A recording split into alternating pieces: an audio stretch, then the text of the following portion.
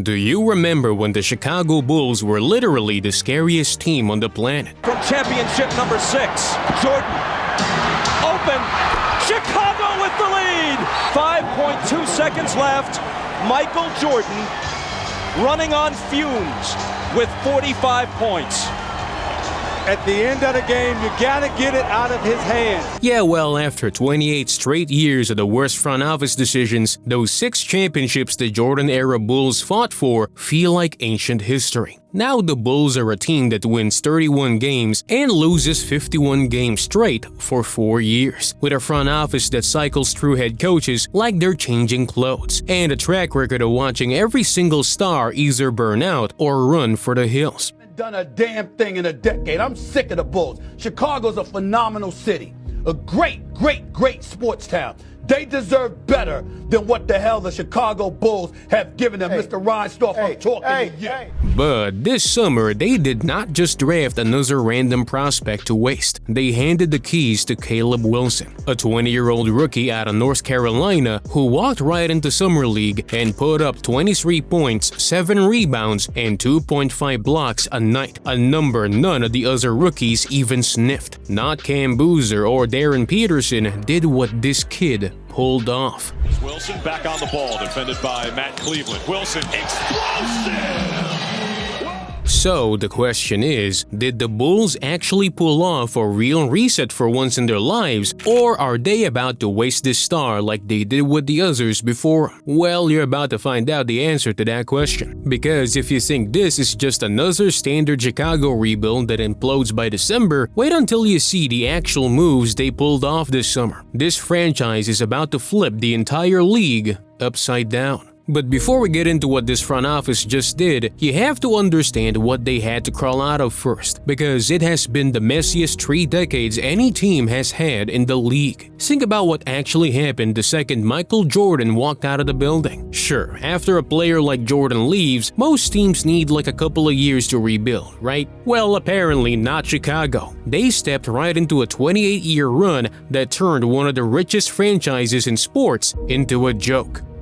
You had an NBA team that won 6 championships, and now you have an NBA team that had a winless month, has lost 11 consecutive games, and you are truly irrelevant.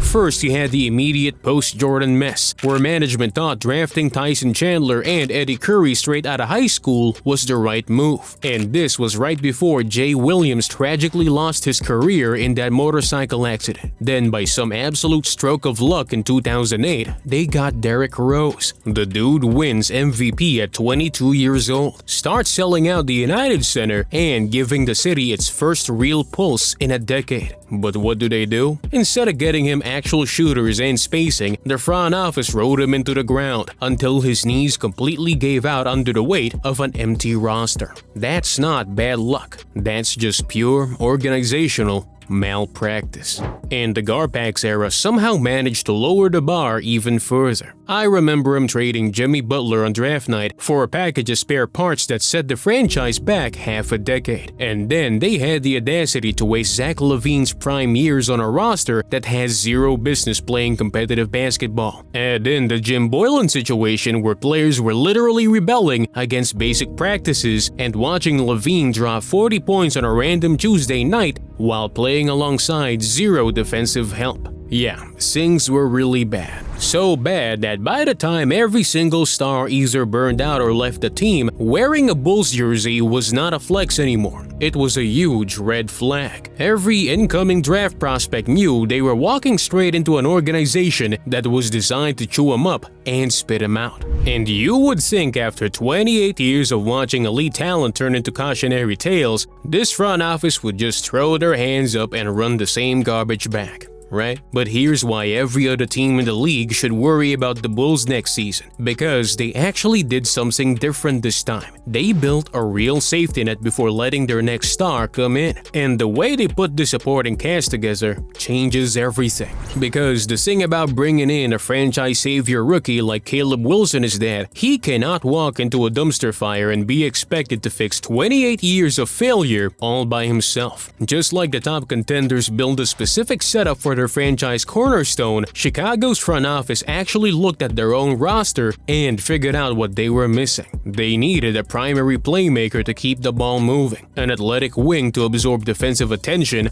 a veteran sniper to punish double teams, and a coaching identity that actually pushes the pace instead of running stagnant sets from 10 years ago. So what did they do? They went out and stacked the deck. First off, they handed the keys to Josh Giddey to run the offense. Everyone loves to clown his jumper, but the dude's court vision and passing feel are elite. He's the exact type of player who'll make sure nobody has to play hero ball when defenses collapse. All in Chicago in the early game in January, he had 23 points.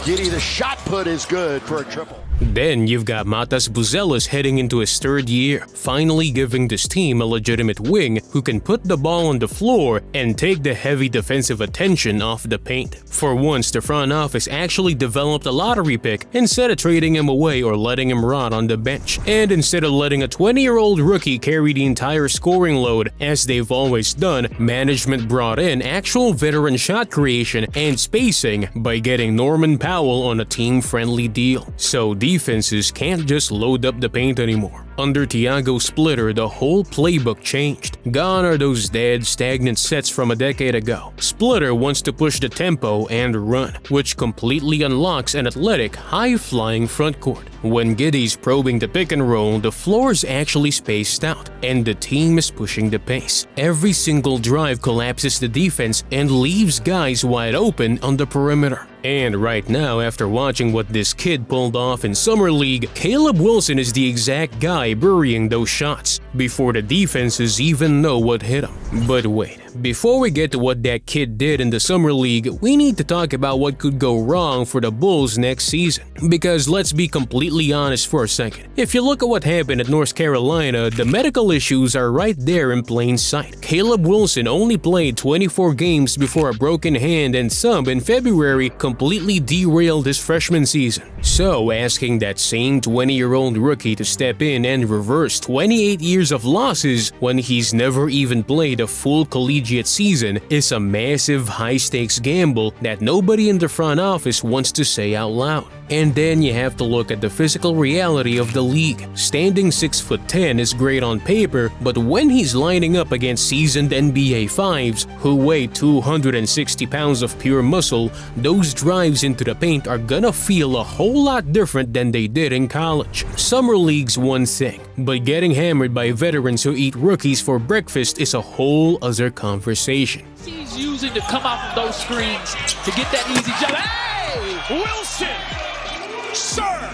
And I know the question on your mind right now. Can Chicago actually build a real identity before the pressure from fans start crushing their next young star? Because right now, a part of me still thinks their front office is gonna find a way to ruin this just like they always do. There's a complete lack of continuity in this building, and this team has spent years without a true offensive face of the franchise who can actually carry the scoring load when things get tight. Plus, every single kid who walks through those doors instantly faced a comparison with Michael Jordan, as if 3 decades of organizational disaster can just be ignored because 6 championship banners are hanging from the rafters. That's the real danger behind the risk of asking a young player to save the franchise too quickly. The pressure cooker in the city is already at the boiling point. If this roster does not click right out of the gate, the media and the fans are gonna turn the heat up so fast that management will have nowhere to hide. But here's something you probably have not realized. This kid's different from every other rookie that's joined this team. In his introductory press conference, the kid literally said he'll be better than Michael Jordan. I'm writing my own story, man. Honestly, I want to be better than Mike. Honestly, I know it's a lot to go, but which brings us to the part everyone actually came here for. Because despite the medical history, the physical frame, and the weight of their history, what this kid did in the Summer League changes this entire conversation. Immediately, he strapped on a Chicago jersey and stepped onto the hardwood. Every single scout who'd been talking about his broken thumb at North Carolina looked like an absolute clown. Before his season got cut short in Chapel Hill, the kid was posting nearly 20 points and 9 rebounds a night, absolutely carrying the Tar Heels before that hand injury sidelined him in February. 60-28. Wilson will try and answer the 3, and he does. to Wilson. In transition to triple. Oh, behind the back. But summer league is where college hype goes to die, or get proven right. And Wilson did not just belong out there, he completely terrorized opposing defenses. From tip to buzzer, he dropped 23 points, 7 rebounds, and 2.5 blocks a night, putting up numbers that none of the other hyped rookies could even look at without squinting, proving right away that his ceiling is completely different. Into Wilson. And Wilson, they're not going to foul him on the shot attempt. Hits the tray anyway. And it was not just him standing in the corner waiting for kickouts or scoring on easy transition leaks. He was running the actual offense out of the high post, dissecting pro-level coverages like a 10-year vet, and throwing bullet passes to cutters with a court vision that completely erased any worries about his medical chart. When you watch him operate live, you realize he plays with a rare combination of an elite motor and basketball IQ that you simply cannot teach. He was pulling up off the dribble, matching elite competition bucket for bucket, and looking entirely comfortable carrying a heavy offensive workload without breaking a sweat against top-tier defenders who tried to rough him up. You can literally feel the panic setting in across the rest of the conference because opposing front offices realize Chicago actually stumbled into a real cornerstone. When you combine that kind of high-level scoring explosion with Josh Giddey running the point and Norman Powell pulling defenders out to the logo, this roster stops looking like another annual Chicago tragedy and starts looking like the exact formula that finally rescues this franchise. At the end of the day, history and front office mistakes do not mean a single thing when you have a rookie playing with this level of relentless competitive fire. Management can either step out of the way or watch history unfold right before their eyes. Because Caleb Wilson is not just trying to survive in Chicago, he's here to take over the entire franchise. Drop a comment below.